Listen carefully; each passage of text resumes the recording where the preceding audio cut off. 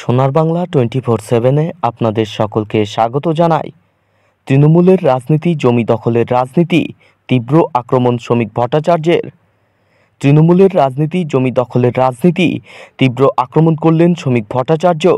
তিনি জানান, তৃণমূল এমন ভাব দেখাচ্ছে যেন কেন্দ্রে 290টি আসন পেয়েছে। পাশাপাশি জানান, বিজেপি রাজ্যের 39% ভোট পেয়েছে। এটাকে কোনোভাবেই ভরাডুবি বলা যায় না। কোথাও কোনো ভরাডুবি নেই।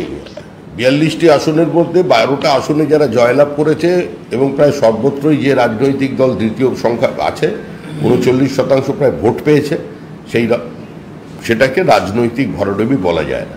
আসলে এ রাজ্যে 29 পাওয়া নেতা নেত্রীদের শরীরী ভাষা এবং শব্দচয়ন যে জায়গায় পৌঁছচ্ছে, মনে হচ্ছে তারা 329-এর প্রতিনিধিত্ব করছেন। আর যে টাকা পেয়েছেন সেটা কোনো বঞ্চনার টাকা নয়, জিএসটির টাকা। কর বাবদ প্রত্যেক রাজ্যে যেভাবে যায় সেভাবেই কেন্দ্রের টাকা এসেছে। কিন্তু একটা ব্যাপার এখনো স্থির আছে, যে টাকা নিলে হিসাব দিতে হবে। কেন্দ্রও কাউকে হিসাব দিতে দায়বদ্ধ, তারও অ্যাকাউন্টেবিলিটি আছে, তাকে সেই যে ফেস করতে হবে। সুতরাং হিসাব দাও, টাকা নাও।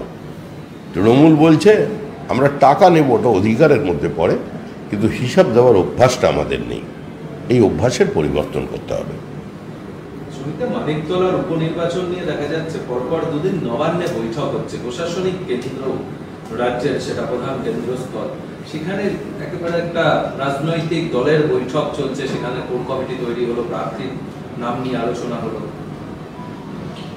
কোথায় শাশুড়ি বৌমা ননদদের আলোচনা হবে সেটা কি পাশের বাড়ির লোক কি মেরে দেখবে?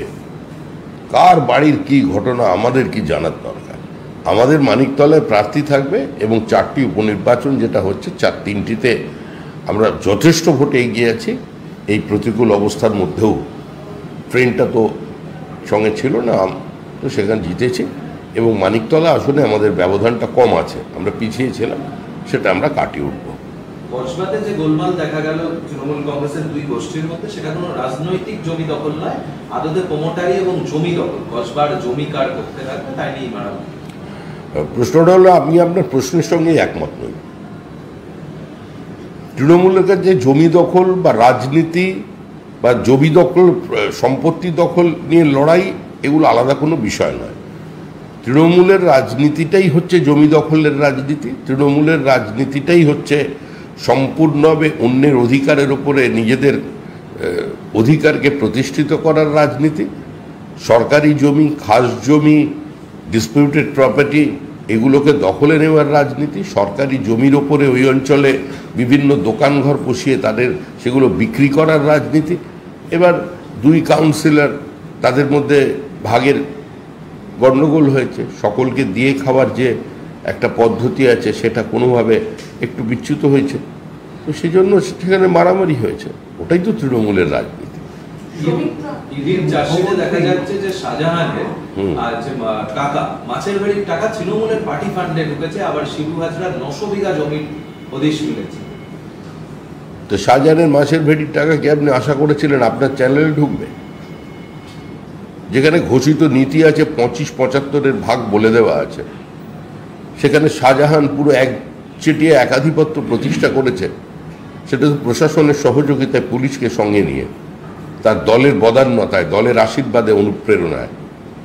স্বাভাবিকভাবেই সেইখান থেকে তাকে 25% দিয়ে দেওয়া হয়েছে।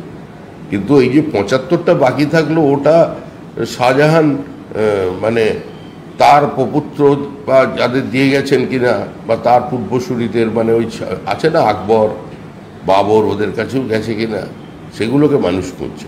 তাদের গল্প আমরা কবে শুনতে পারবো?